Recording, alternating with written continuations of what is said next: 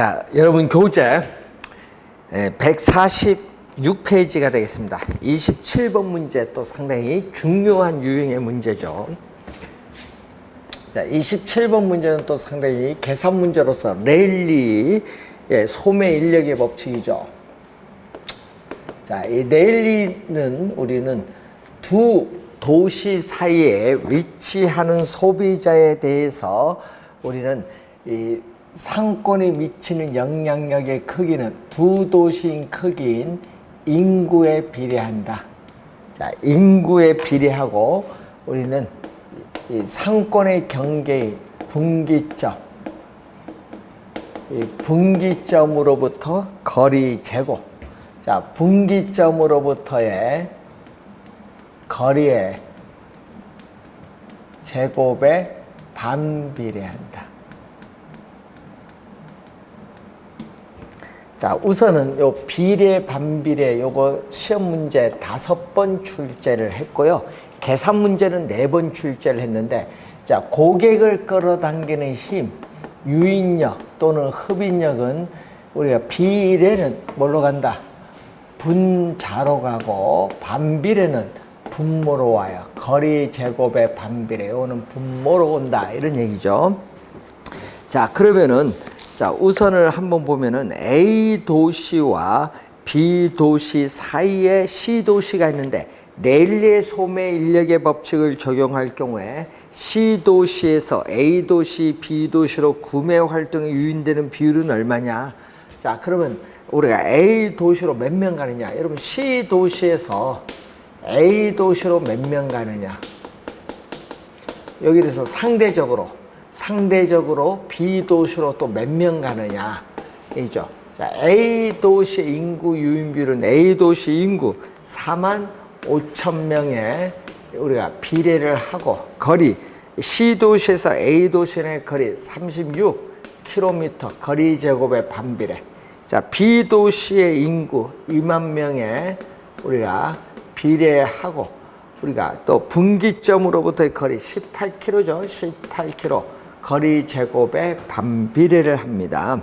자, 그러면 여기 얼마죠? 네 항의 곱은 분모로 가죠.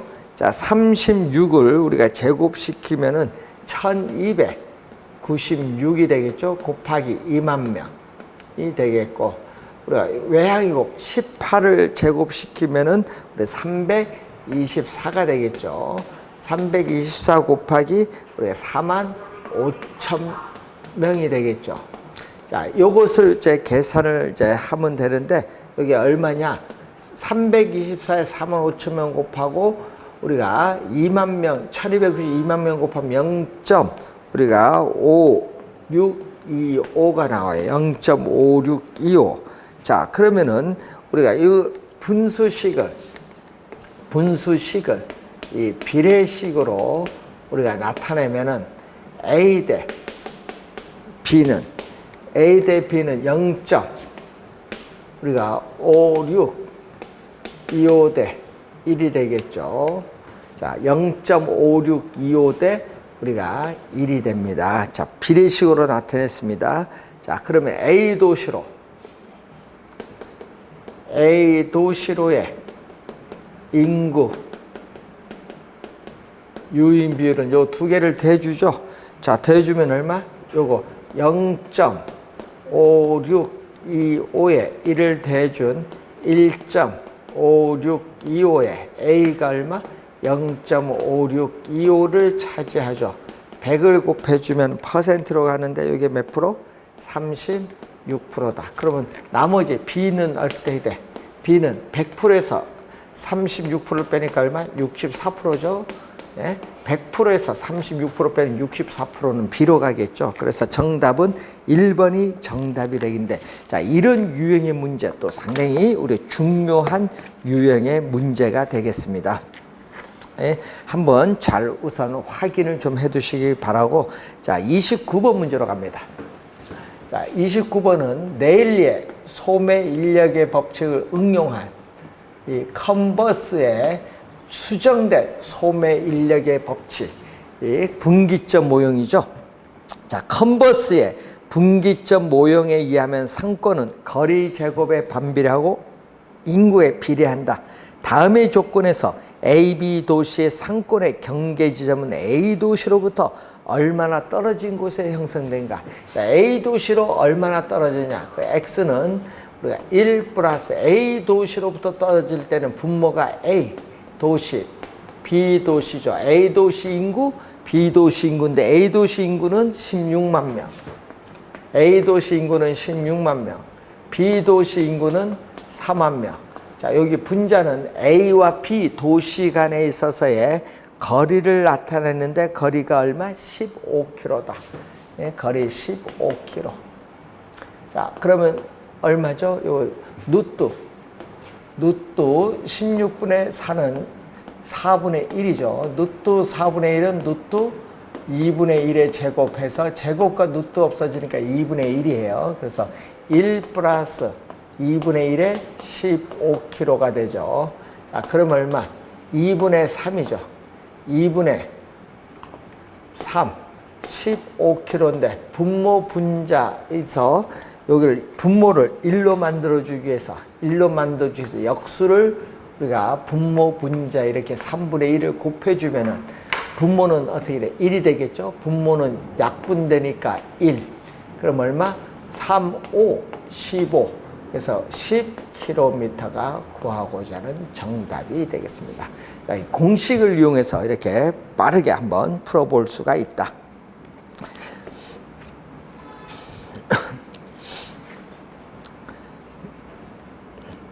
자, 우리가 2번 문제로 갑니다. 자, 허프의 모형이죠. 자, 이 허프는 확률이죠. 우리는 소비자 거주지에서 특정의 점포를 방문해서 경험적으로 물건을 살 확률은 얼마냐? 확률론적으로 접근을 하고 있습니다. 자, 32번 문제를 보시면은 자, 151페이지입니다. 다음 표는 어느 시장 지역 내 거주지 A에서 소비자가 이용하는 쇼핑센터까지 거래와 규모를 표시한 것이다. 현재 거주지 A 지역의 인구가 1000명인데 거주지 A에서 쇼핑센터 1의 이용객 수는 얼마냐? 자, 이 쇼핑센터 항상 허프 모형을 구할 때는요.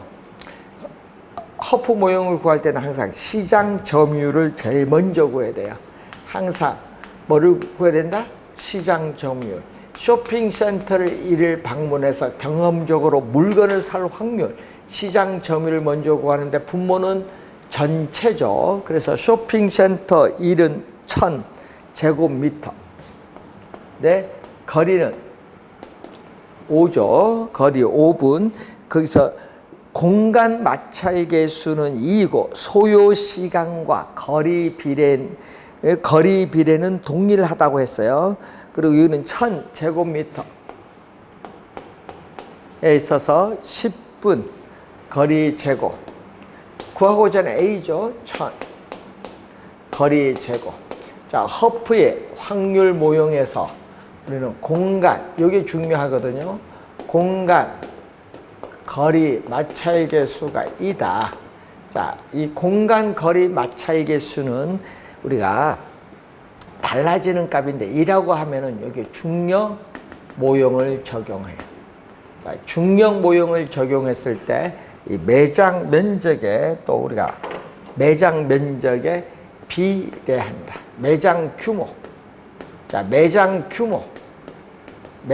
규모인 매장 면적에 비례하고 거리의 제곱에 반비례한다. 자, 매장 면적에 우리가 비례하고 거리 제곱에 우리가 반비례한다라고 하죠. 네. 매장 면적에 비례하고 거리 제곱에 반비례한다. 그래서 요걸 이제 구한 건데, 자, 1000을 5로 나눠주면 얼마? 20이죠. 20. 자, 우리가 25니까 4. 25니까 4. 1000을 25로 나눠주면 40. 40이 되겠죠. 40. 자, 그리고 1000을 100으로 나누니까 10이죠. 그래서 5분의 4 곱하기 100을 해주니까 몇 프로? 우리 5분의 4 곱하기 100 하니까 80%. 쇼핑센터 1에 있어서의 시장 점유율 80%. 이용객 수는 얼마? 우린 1000명이죠. 이용객 수는 몇 명? 우리가 1000명. 1000명에서 A적 인구가 1000명에서 우리가 80%가 이용을 하니까 80%가 쇼핑센터를 1을 이용하니까 80%에 얼마? 800명이 A 쇼핑센터 1을 이용을 하겠다. 그래서 이용객 수를 구할 때는 항상 시장 점유율을 먼저 우리가 구해야 된다는 그러한 내용이 되겠죠. 자, 33번 문제로 갑니다. 33번 문제를 보시면은 시도시 인근에 A 할인점과 B 할인점이 있다. 허피 상권 분석 모형을 적용할 경우에 A 할인점의 이용객 수는 시도시 인구에 얼마가 되느냐. A 할인점을 구하는 거죠. 항상 우리 구할 때는 먼저 시장 점유율을 먼저 구해야 된다. 항상 계산을 할 때는 뭐를? 시장 점유율을 먼저 계산해야 된다. 시장 점유율. 자, 이 시장 점유율은 얼마? 자, 분모는 자, A 할인점은 매장 면적 8,000. 자, 8,000에 거리 8의 제곱. 자, B 매장 면적은 2,000대 거리 2km. 2km 제곱. A 할인점 8,000에 8의 제곱. 자, 얼마죠? 8 하나 없으면 1000이죠. 1000을 8로 나누니까 125. 2000은 4로 나눠주니까 얼마? 500. 그래서 625에 125니까 125로 양변을 나눠주니까 5분의 1. 5분의 1이니까 곱하기 100을 해주니까 몇 프로? 20%. 자, A 할인점의 시장 점유율은 20%가 돼요. 이용객 수. 이용객 수는 얼마냐? 자, 이용객 수는 소비자 거주지에 20만 명인데 제약 조건이 있죠. 20만 명인데 그 관로 하나 볼까요? 시도시 인구 중 50%. 여러분, 시도시 인구 중 50%가 A 할인점이나 B 할인점을 이용한다고 했어요. 50%인 10만 명. 자, 10만 명의 20%인 A 할인점 시장점을 20%인 얼마? 2만 명이 되겠죠. 자, 그래서 구하고자 하는 것은 A 할인점 이용객 수는 C 도시 인구의 얼마가 되겠느냐. 자, C 도시 인구는 20만 명. A 할인점 이용객 수 2만 명. 약분하면 10분의 1이죠.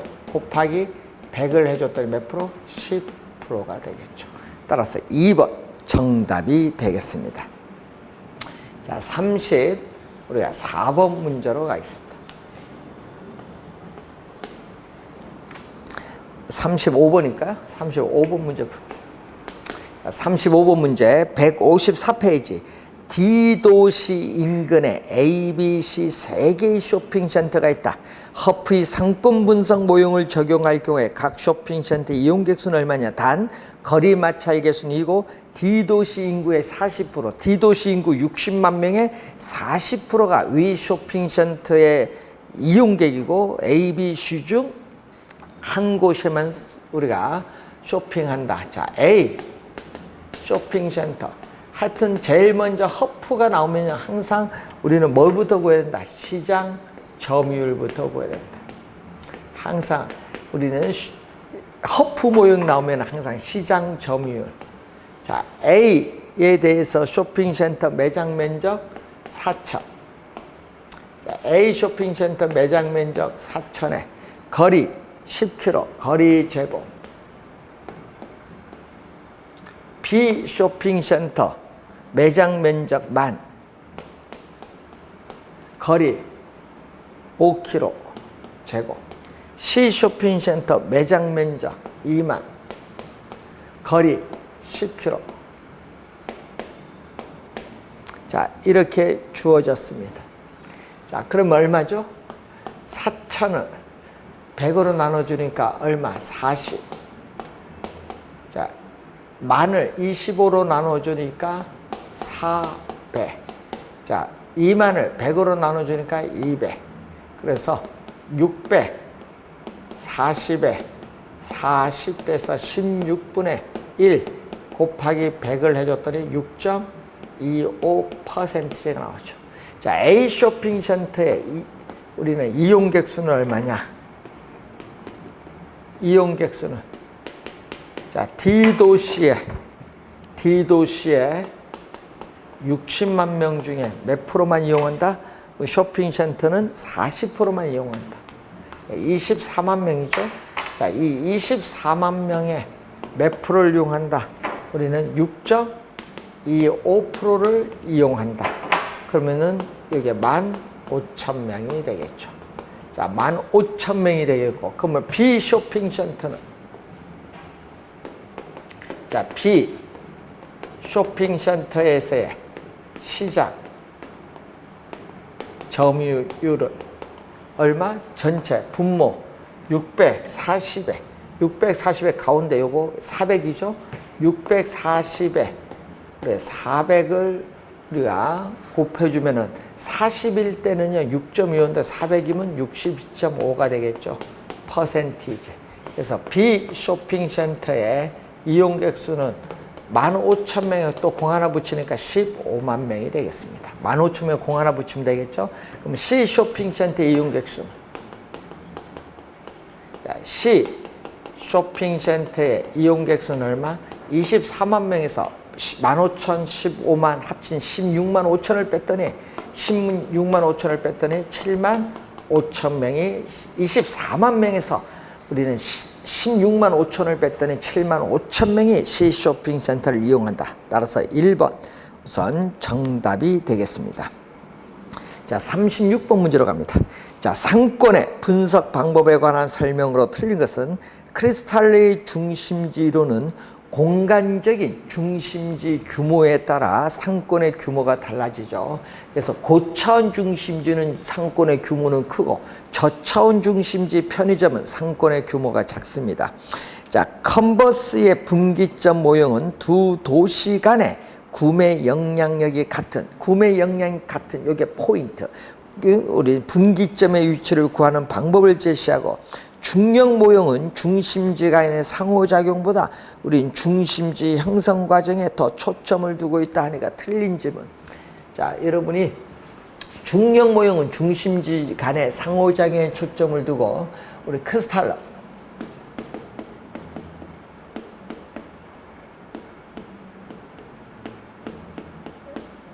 크리스탈레 중심지 이론은 우리는 중심지 형성되는 과정, 중심지가 형성되는 과정에 우리는 초점을 두고 있다. 크리스탈로의 중심지로는 중심지가 형성되는 과정에 초점을 두고 있다. 그래서 중력 모형은 중심지 간의 상호작용에 초점을 두고 있어요. 3번 정답. CST 소비자 분포 기법은 상권의 규모뿐만 아니라 고객의 특성파 및 판매 촉진 전략의 수립에 큰 기여를 할 수 있죠. 자, 애플봄 교수의 우리가 관련된 거죠. 애플봄 교수에서 나오는 우리가 소비자 분포 기법, 지리적 상권의 범위를 실무적으로 획정하기 위한 기법을 말합니다. 자, 허프의 확률 모형을 이용하면 각 상점의 이용객 수, 시장 점유율을 간편하게 우리가 계산할 수 있다. 이렇게 보시면 되겠죠.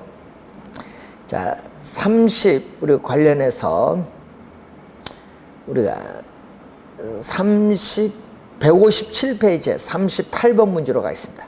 자, 상업용 부동산의 시장 분석에 관한 설명으로 틀린 것은 소매 점포 개설을 위한 시장 분석은 항상 넓은 곳에서 이렇게 좁게 들어와요. 그래서 이 시장 선택을 하고 그 시장 내에 이렇게 구역을 분석해서 그 구역 안에 부지를 우리가 평가를 합니다. 그래서 시장 선택, 구역 분석, 부지 평가. 1번 정답. 순서가 틀렸네요.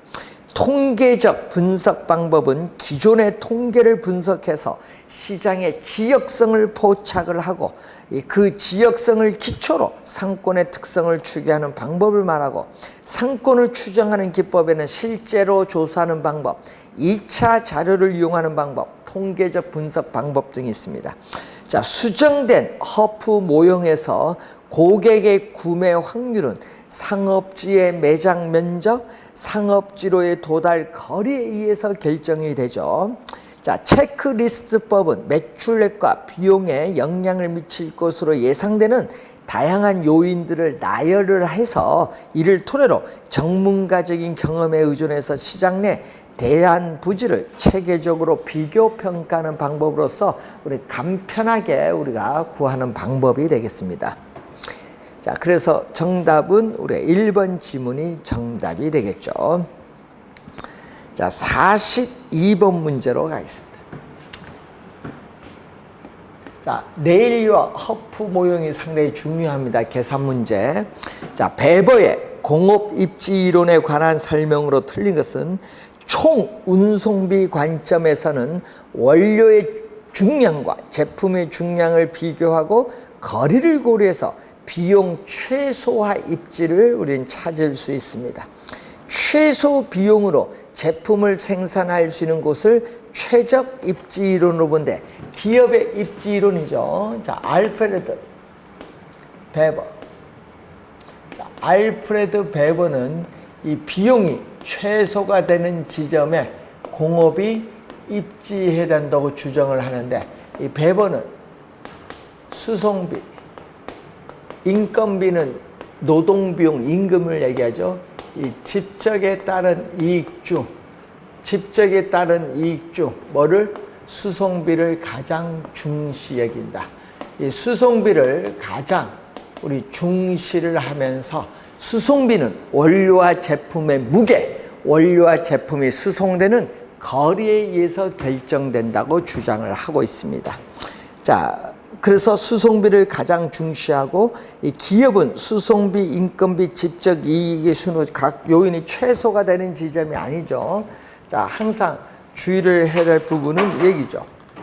우리 비용이잖아요. 비용. 수송비는 비용이니까 최소. 인건비도 비용이니까 최소. 여기는 이익이죠.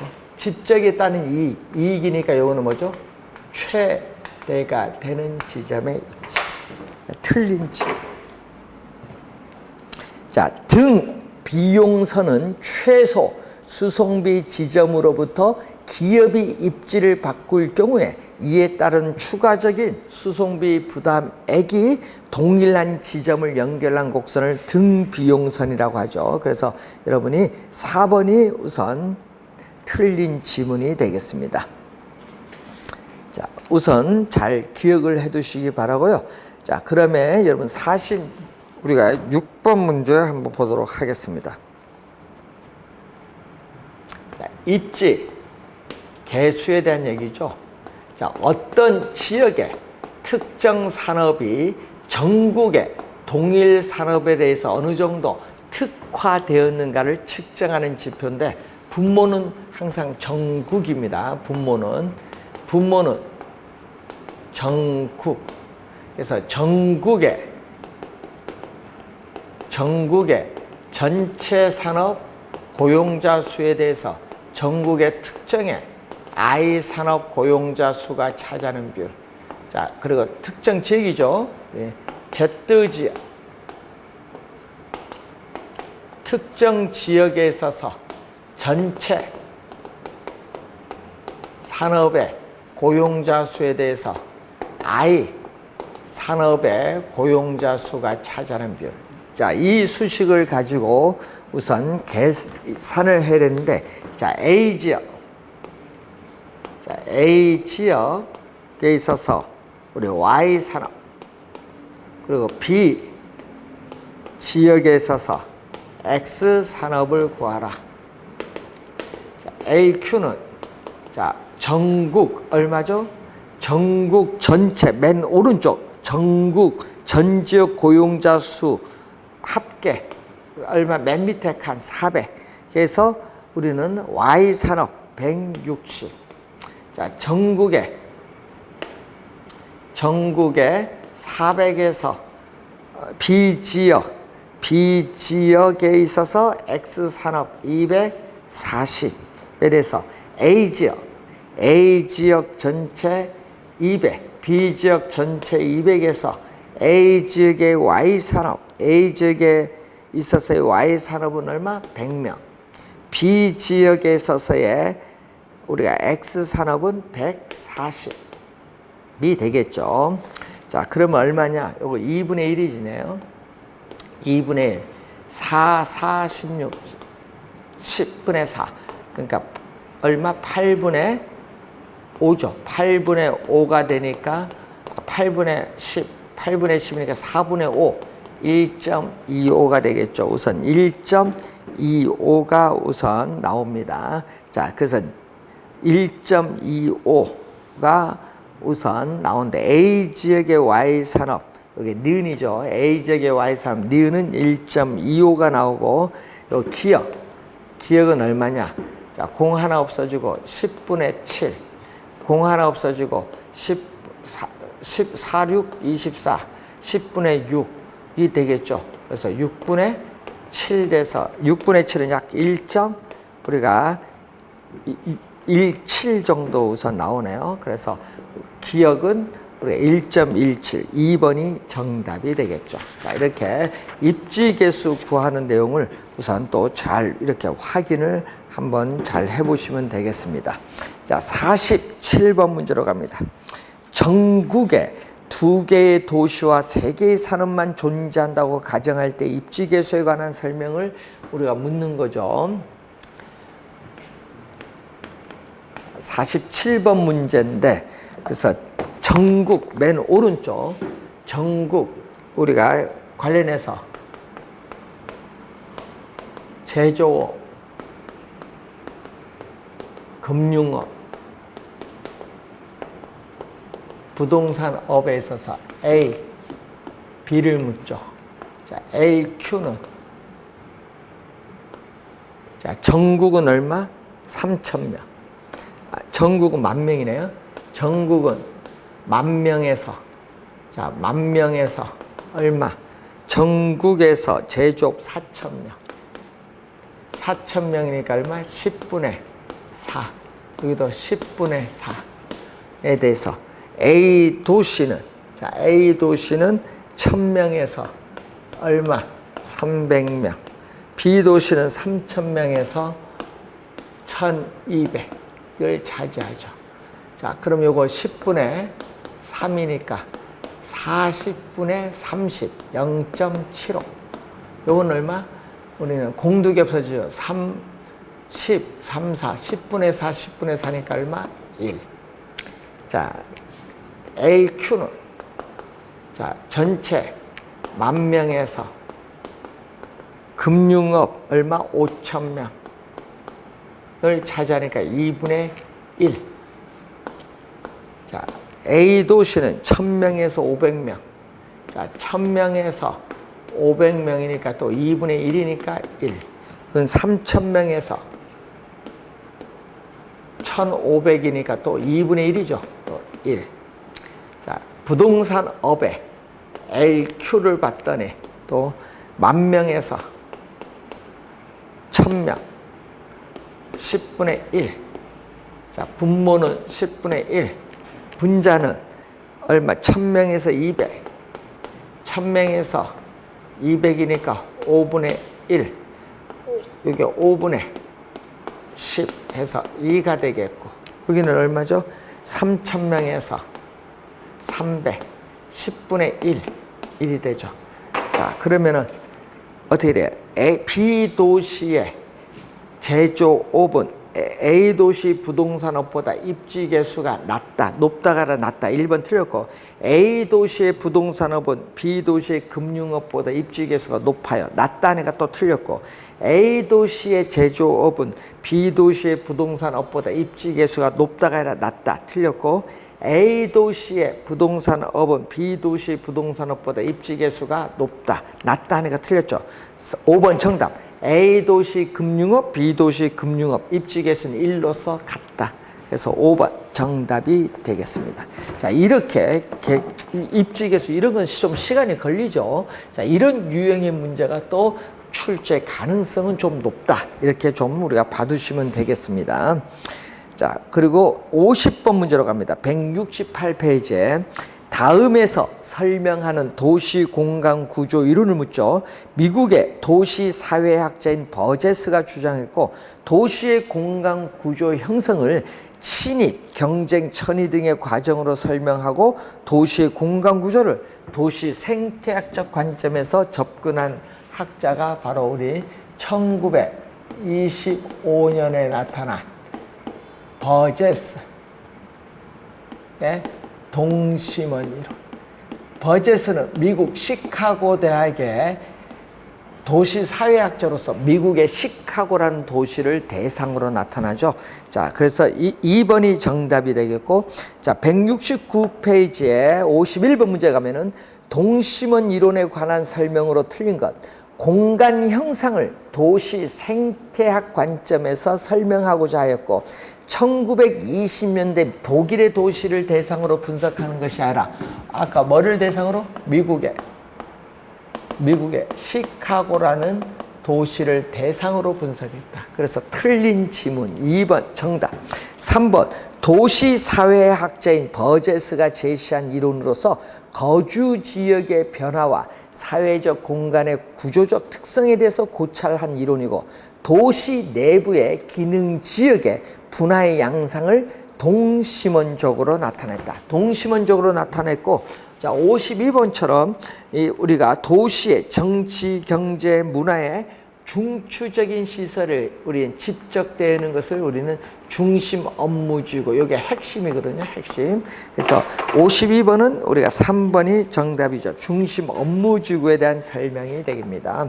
자, 이 중심 업무지구에서 벗어나서 퇴폐, 슬럼지구를 형성하는 이 점이 지대가 두 번째 동심원. 이건 꼭 기억을 해야 되겠고 또 공장의 근로자들이 거주하는 저소득 우리가 주택지역이 세 번째, 그리고 중상층 이상의 고소득층이 거주하는 게 네 번째, 다섯 번째는 교외의 위성도시로서 통근자들이 거주하는 지역은 다섯 번째 동심원. 그래서 도시의 핵심으로부터 5개의 지구로 분화되면서 도시가 성장한다는 이론을 전개시킨 학자가 버제스입니다. 자, 53번 문제. 다음 관로 안에 들어갈 문제죠. 두 개의 도시의 상거래 흡인력은 두 도시의 인구에 비례하고 분기점으로부터의 거리 제곱에 뭐한다? 반비례합니다. 그래서 1번 네일리의 소매 인력의 법칙이고 니은 도시 내부의 공간 형상을 도시 생태학적인 입장에서 설명하고자 했다. 니은은 누구 이론? 버제스 이론. 딕은 고소득층에 주거지는 주요 교통노선을 축으로 하여 교통노선 밑줄 접근성이 양호한 지역에 입지하는 경향이 있다. 이건 호이트의 선형 이론. 도시 공간 구조는 하나의 중심이 아니라 또 밑줄 몇 개의 분리된 중심 밑줄 여기 포인트 점진적으로 성장하면서 전체적인 도시가 형성되는 것은 다 핵심 이론. 그래서 정답은 5번이 정답이 되겠습니다.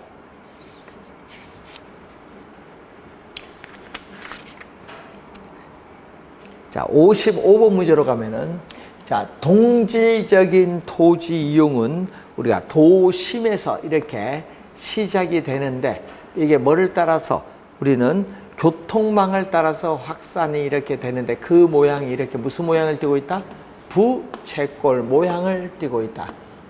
부채꼴 모양을 띠는 것은 1939년에 나타난 이 호이트의 선형 이론 또는 교통의 축을 따라서 도시가 성장한다는 의미에서 축 이론이라고 해요.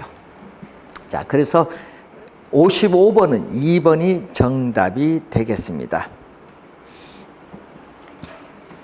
자, 여러분 교재에 그 기본적인 개념을 잘 염두에 좀 두시고, 자, 59번 문제로 갑니다. 자, 도시 성장 구조 이론에 관한 설명으로 틀린 것. 버제스의 동심원 이론은 도시 생태학적인 관점에서 접근하였다. 맞고, 해리스 울만의 다핵심 이론이죠. 자, 1945년에 나타난 해리스와 울만의 연구에서 나타나는 우리는 다 핵심 이론인데, 도시가 그 도시 내에서도 수개는 여러 개죠. 여러 개의 핵심이 형성되면서 성장한다는 이론을 말합니다. 자, 동심원 이론은 그 도시가 이 중심에서 이렇게 동심원상으로 확대되어 분화되면서 성장한다는 이론 맞고요. 다핵심 이론과 호이트의 선형 이론의 한계를 극복하기 위해서 개발된 동심원 이론, 동심원 이론은 최초입니다. 이 두 이론의 장점을 수용한 게 다핵심 이론이죠. 그래서 4번 틀린 질문 정답. 선형 이론은 도시가 항상, 선형 이론은 뭐를 따라서? 교통망을 따라서 무슨 모양? 부채꼴 모양, 쐐기 형태라고 하죠. 부채꼴 모양으로 도시가 성장한다는 이론이 되겠죠. 5번 우리가 맞는 지문이 되겠습니다. 그래서 4번 정답이 되겠죠.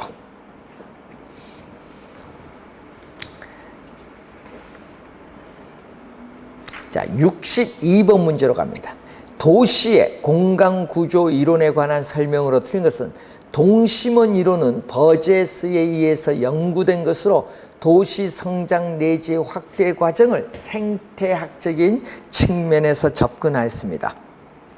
다핵심 이론은 동심원 이론의 장점을 수용한 이론으로서 한 도시의 토지이용 상태는 여러 개의 핵심을 중심으로 토지이용이 결정된다고 보는 이론이죠.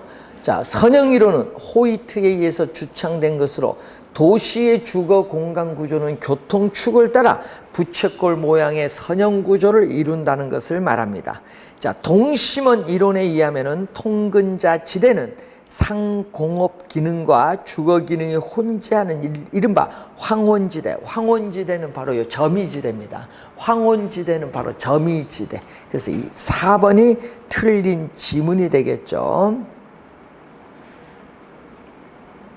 자, 5번 선형 이론에 의하면은 도시 공간 구조의 선장과 지역의 분화에 있어서 중심 업무지구로부터 도매 경공업지구, 저급, 중급, 고급 주택지구들이 주요 교통노선을 따라 쐐기형, 이렇게 요거 쐐기, 웨지라고 하죠. 이런 쐐기, 웨지 형태로 확대 배치된다고 주장한 학자가 바로 누구냐 하면은 우리가 호이트라고 하죠. 호이트의 선형 이론에 대한 그러한 내용이 되겠습니다.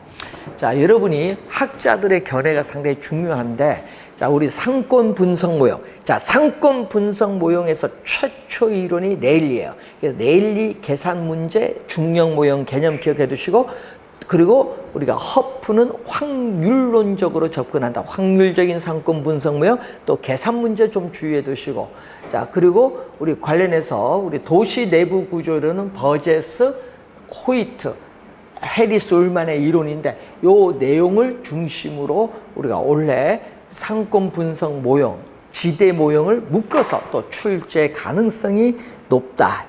최근의 흐름은요, 이 지대 이론과 상권 분석 모형, 그리고 도시 내부 구조에 대한 성장 이론 세 개를 묶어서 계속 출제를 하고 있기 때문에 올해도 반드시 출제된다고 우리가 보면 되겠습니다. 그래서 또 상권 분석 모형은 또 계산 문제가 출제 가능성이 높기 때문에 계산 문제에 대해서 또 잘 확인을 해 두셔야 될 부분이고, 그리고 여러분 지대 이론도 우리가 학자들의 견해가 중요한데, 이 학자들의 견해 관련돼서 우리가 상당히 또 시험 문제 자주 출제가 되는 부분인데, 이 부분은 우리가 다음 시간에 설명을 하도록 하겠습니다.